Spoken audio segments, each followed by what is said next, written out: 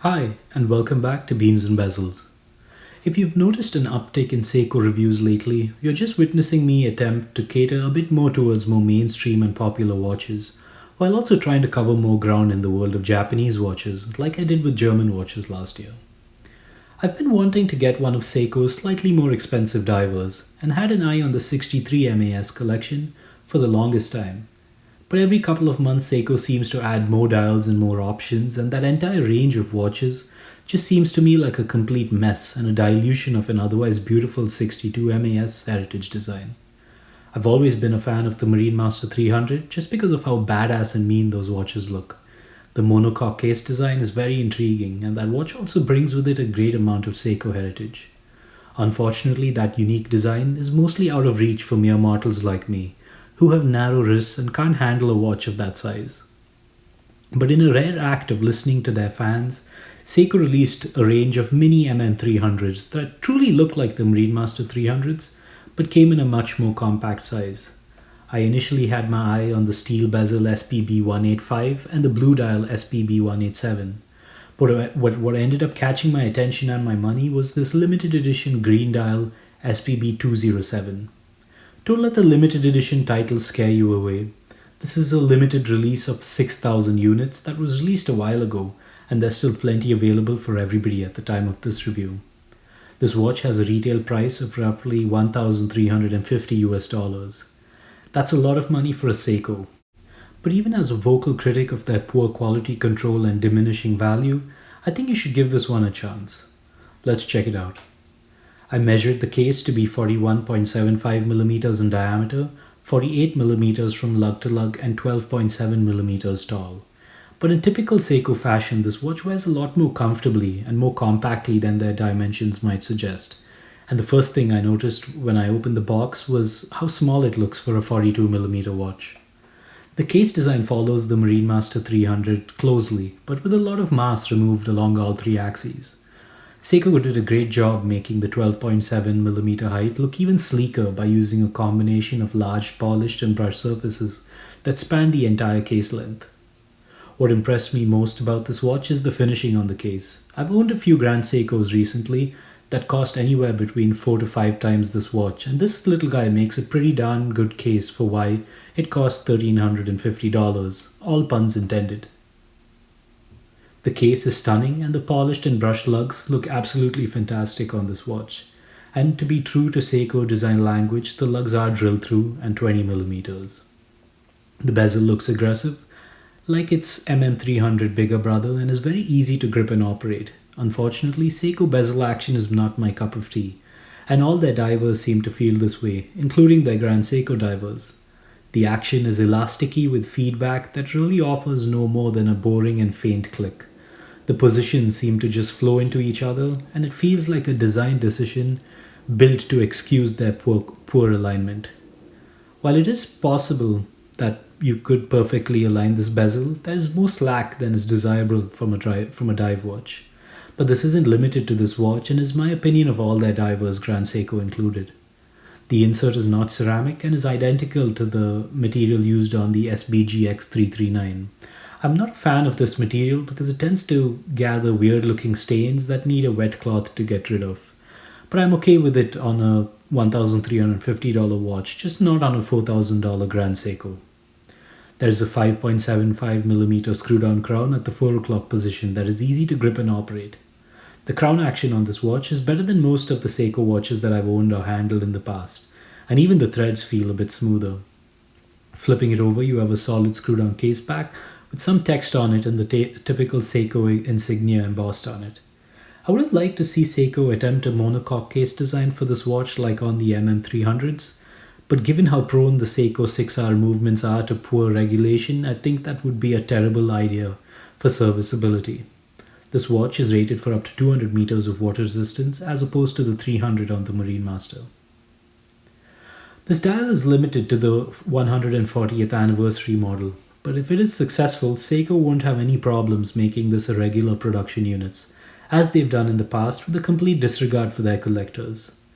I'll be honest, the dial looks fantastic in person, and the sunburst green tone that they've used looks beautiful and is quite versatile considering it transitions well from green to an almost black color in passive lighting. But the quality control isn't the greatest, and you don't have to look too far to find some particles on the dial and indices. But that just seems to be how Seiko operates these days, and I'm enjoying the rest of the watch, so I'm not too bothered by it. There's an outer minute track, printed in white, with large rectangular markers for the hour indices, and slim white ticks for the rest. The quality of printing is alright, with a few smudges every couple of ticks. The most obvious quality control error is this little particle or blemish between the 10 o'clock and 11 o'clock markers. It isn't visible under most lighting, but becomes obvious under direct light. If you're obsessive about dial quality and tidiness, I think Seiko isn't the brand for you, and there are plenty of other micro brands in this price category that do an exceptionally better job. There's a date window at the 3 o'clock position that has a white date wheel and black text. I typically prefer dial matched date wheels, but the white date wheel balances the 9 o'clock index well. The handset is excellent as it follows the MM200 design more closely than the previous MM200 equivalents, and is one of the main reasons I was drawn to this watch. You have multifaceted brushed hands for the hour and minutes, and a gold-colored seconds hand with a red accent. All three hands are loomed, and all three of them are well finished. I like that they went with brushed hands, as it's harder to identify poor finishing and quality control on brushed surfaces. But these look well executed and are not too far off in texture and finish from the brushed hands on the Grand Seiko SPGX339. Overall, I like this dial, all flaws included. I've just learned to readjust my expectations with Seiko and try to appreciate the other aspects of this watch that I like the case. But if you're looking for a tidy dial, look elsewhere. Seiko will break your heart. Most Seiko fans quickly noticed that this new breed of mini MM300s had poorer lume performance compared to the others. But Lume Bright tends to be a bit of an overperformer anyway, so I wasn't too bothered. The dial elements glow bright and hold their charge well. There's plenty of surface area on these elements, so you get a bright transition, and the longevity is good too. Only the 12 o'clock marker on the bezel is loomed, which is a bit disappointing but not a deal breaker. I compared the lume on this watch against a few other watches I had at the time. Here it is with the Seiko Dawn Grey SPB207J1. And yes, the Seiko fans were right, this watch doesn't perform as well as the older Seikos. I also compared it with my Helios Fairwind, which I believe is one of the better loomed micro brands out there, and the Seiko does a great job. Lastly, I put it alongside the Christopher Ward C60 Tide, and I think the Seiko holds its own quite well. So may not be the best lume for Seiko fanatics, but still pretty good lume for the rest of us normal folks. This watch uses a Seiko 6R35 movement. I'm not the biggest fan of Seiko's 4R and 6R movements. At $1,350, I typically want something with better bounce and accuracy, a faster beat rate, and better finishing. Thanks to the closed case back, I don't have to see the ugly movement, so that's 1/3 off my checklist. In terms of accuracy, I observe +4 seconds per day in the dial up position and +6 seconds per day in the crown up position. So that's not bad at all, and if it continues to keep this performance, I will be very happy. I've never had a Seiko bracelet that I liked, and that extends to Grand Seiko as well. They seem to lack the manufacturing skills to get good end link fitment right, and their design, assembly, and finishing always feels a bit subpar. And the most horrifying are their clasps. Surprisingly, this bracelet avoids most of the above, with very good end link fitment, a sleek design, excellent finishing, and a clasp that feels like it costs more than $5 to design and manufacture. The links are most impressive, with excellent quality of brushing. I wish they'd switch to a screw-based link assembly, but I don't mind the pin and collars here. The clasp is surprisingly nice, with a good form factor, solid quality, and good finishing. There is a diver's extension neatly tucked away at the top of the clasp, and a few micro adjustment slots. I'm very impressed with this bracelet, and it's a big step up from a similar style clasp on the SRPD01 that I recently reviewed. If you read or watch my reviews frequently, you must be asking yourself, how is he letting that untidy dial slide after all the macro footage we've been through together? And it just comes down to how this watch wears on my wrist. It feels fantastic, and I've been enjoying wearing this watch a lot more than I thought I would. The 41.75mm by 49mm dimensions just come together perfectly and fit my 6.5-inch wrist like a glove. Don't be intimidated by any of these dimensions, as this watch wears a lot smaller than you would expect from any other similarly spec'd watch. I also appreciate Seiko trying to slim down their watches, and the 12.7mm case height goes a long way in making this watch wear as good as it does.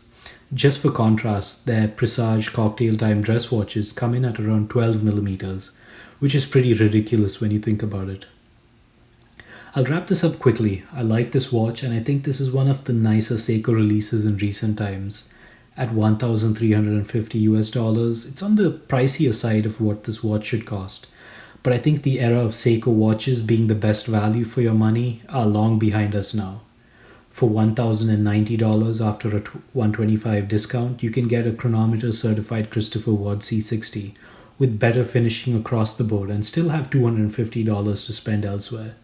But if you're someone that enjoys the brand, the Marine Master design, and doesn't have the wrist size or budget to pull off the Marine Master 300, look no further. This is one of the good ones, and it's not the worst Seiko you could buy with your money. As always, thanks for watching, and don't forget to read my other reviews in the link below.